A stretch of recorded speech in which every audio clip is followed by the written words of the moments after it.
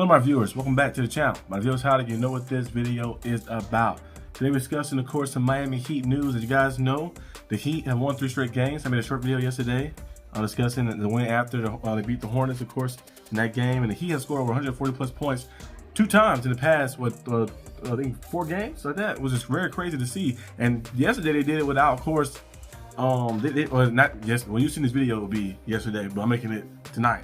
But they did it, of course, without Norman Powell, and Tyler Herro's still out with the injury. We'll see exactly when he gets back. He's been there outside with the team, of course, a little bit, sitting on the bench and stuff as well. So we'll see how long his foot surgery recovery will be going. I predict around probably close to like the end of November, like mid-November or end of November. You probably see Tyler Herro back, maybe a little later than that, like that. We'll see exactly what goes on, but they had Norman Powell, who's been balling. We've been balling and playing very good basketball with the Heat. It was a nice trade for Pat Riley to go out there and get Norman Powell to bring him in with the team. And he's like a 25 points per game scorer and playing pretty good with us. But they didn't have him, and they still scored over 140 plus points, and they scored like 76 in the first half, which is very crazy. They did a very good job. Of course, the Miami Heat was playing and firing all cylinders, and they're doing something very simple, nothing too crazy. They're just playing in transition. They're going out there and fast break and transition, and they're playing, and they're showing that it can be sustainable as well. Of course, they're getting things in the half-court set, but they also just on a move like that and finding their guys. We have a lot of athleticism. We have a lot of guys like Jovic. We have guys like Jaquez. We have guys, of course, like Bam Adebayo, who can get out there and transition, who can make plays and playmaker, of course, as well. We've been seeing a lot of that. And speaking of Jaquez as well, Jaquez got him out of his slump. We had the slump, of course, last season where he was not playing the best basketball, decline from his rookie season, not playing the best. He had the injuries and still kind of played things. But remember, he had that one game at the end of the year where he scored 40 points in that game, the last game of the season. And we was like, okay, maybe Jaquez is going to step back into it. He put in a lot of work, of course, in the offseason. And now you see him getting the opportunity to go out there to play, being our 6th man, sometimes starting. Like he had to start tonight, of course, like that play. Well, he didn't start tonight. He basically played starter minutes. You don't start, but you play 30 minutes. You kind of starting like that. But Jaquez with 28 points, of course. He's finally found his confidence back, and he's playing very smart. Playmaking ability is there, of course, with him. And with the Heat doing defensively as well, it's been very good too. They're the top 3 team in defense.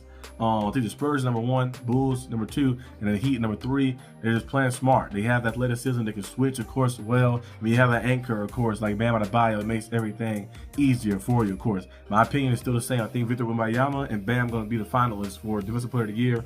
Bam Adebayo is a good defensive player, amazing defensive player. And then Dewaylan Mitchell, the defense he plays around the perimeter, has been very good for the team. And last year, when they brought him in, he was good. And this year, I love him a lot too as well. That playoff game was very good last year. Remember the play-in game he had against the Hawks? He was hitting clutch shot, guarding some of the best players on the opposing team and stuff. And that right there solidified me as seeing him as a true Heat. And they brought him back, and he's been playing some good basketball with the Heat. And the team that's been firing all cylinders like that. Coach Spo has done a good job, of course, getting these guys ready, getting everything going, of course. I want to see a lot more Khalil Ware minutes, of course. He did play a lot more this game and then last game as well. But I feel like sometimes we kind of play a lot of small ball in a sense. But I think it'd be good to see him start. The starting lineup does consist of mostly now. It'll be Dewaylan Mitchell, Norman Powell, Andrew Wiggins, and then it'll be Jovic, and then it'll be Bam like that. They kind of had a starting lineup right there, and they have, of course, Khalil Ware come off the bench. And the reason for that probably mostly because we don't have another big. Because you start Bam at the 4, and you pick Khalil Ware at the 5, and then your second unit don't really have a big like that because you don't have Kevin Love anymore, and you don't have Deadman.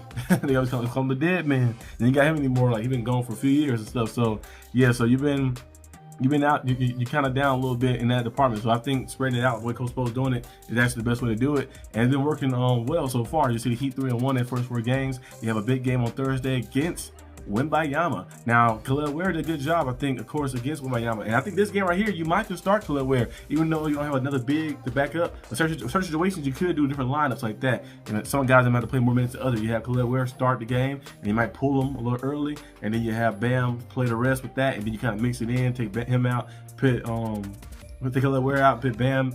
Maybe take Bam out, put Khalil Ware in, back in like that. Then you trying to switch it up a little bit. Then the 4th quarter comes, you have those be your final lineup right there. Imagine that with Dewaylan Mitchell, Norman Powell, Andrew Wiggins, Bam Adebayo, Khalil Ware. That'd be a nice lineup, I think, at the end too. It's a good defensive lineup too. So I think it'd work out well. So that'd be a nice matchup against the Spurs, especially with the way Miami been playing some phenomenal basketball, averaging like 33 plus points a game.